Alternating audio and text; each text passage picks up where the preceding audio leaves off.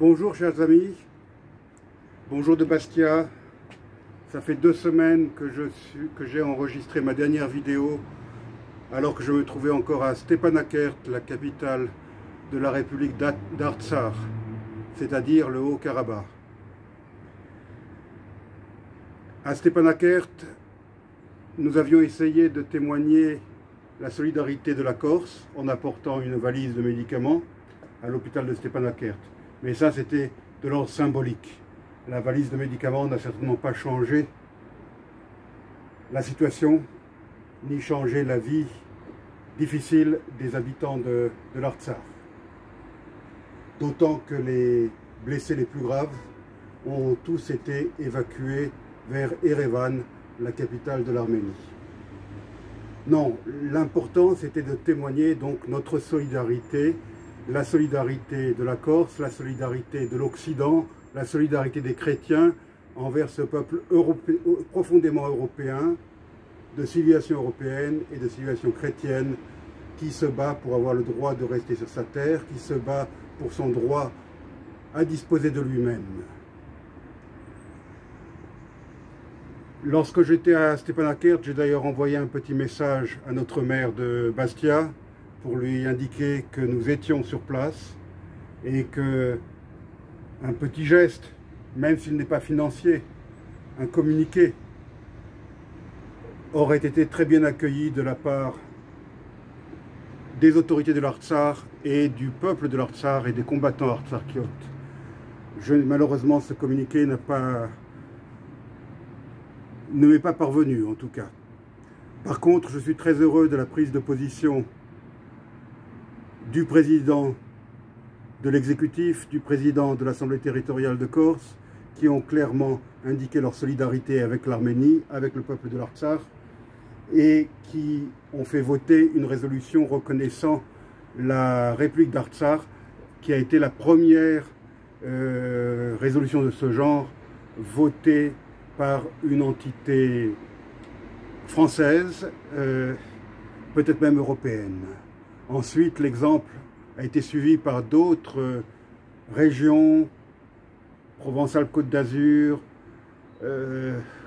Rhône-Alpes-Auvergne, Nord-Pas-de-Calais. J'ai beaucoup apprécié le message de Xavier Bertrand qui faisait vraiment bien le tour du problème, le message de solidarité envers l'Artsakh.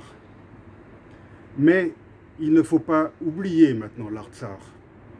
Et d'ailleurs, à mon arrivée en Corse, je suis tombé en pleine polémique, puisque le préfet de Corse a jugé bon de demander à la collectivité de Corse de retirer cette résolution reconnaissant la République de l'Artsakh, soi-disant que ce n'était pas de la compétence de la Corse. Eh bien oui, monsieur le préfet, c'est la compétence de la Corse. Et c'est aussi la compétence de toutes les autres entités françaises qui ont voté une résolution similaire et contre laquelle vos collègues préfets ne sont pas intervenus.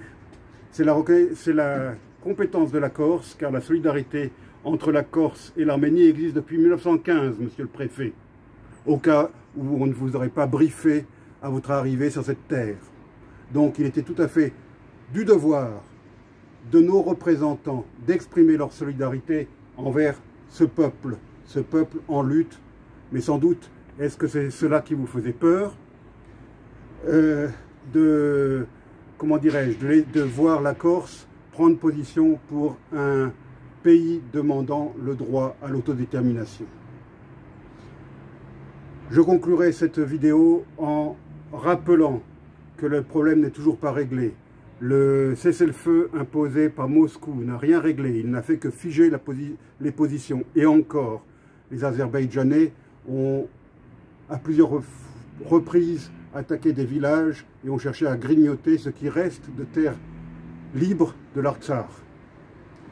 Et le président Aliyev d'Azerbaïdjan n'a toujours pas renoncé à conquérir la totalité de l'Artsakh, et il est même allé jusqu'à dire que même Erevan fait partie de l'Azerbaïdjan historique, ce qui est une grosse galéjade, comme on dit à Marseille. Marseille que Erdogan voudrait voir donner aux Arméniens. Car l'Azerbaïdjan n'existe que depuis les années qui ont suivi la révolution bolchevique. Avant, il n'y a jamais eu de pays qui s'appelait Azerbaïdjan, même si il est vrai que le peuple azéri, branche du peuple turc, existait. Donc ces revendications du dictateur Aliyev, successeur de son père, le dictateur Aliyev, et mari de Madame Aliyeva, vice-présidente de l'Azerbaïdjan, ces revendications sont du plus haut comique.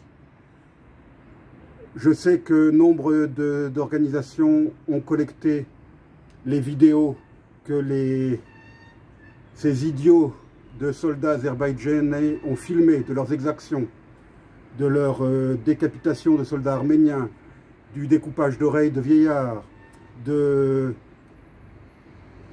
désacralisation de lieux de culte chrétiens, de vandalisme dans les cimetières chrétiens de l'Artsakh. Je sais que tout cela a été filmé par ces soldats azerbaïdjanais eux-mêmes.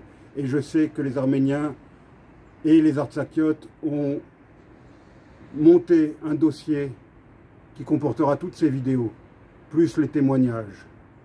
Et que, tôt ou tard, M. Aliyev et son parrain d'Ankara seront traînés devant la justice internationale.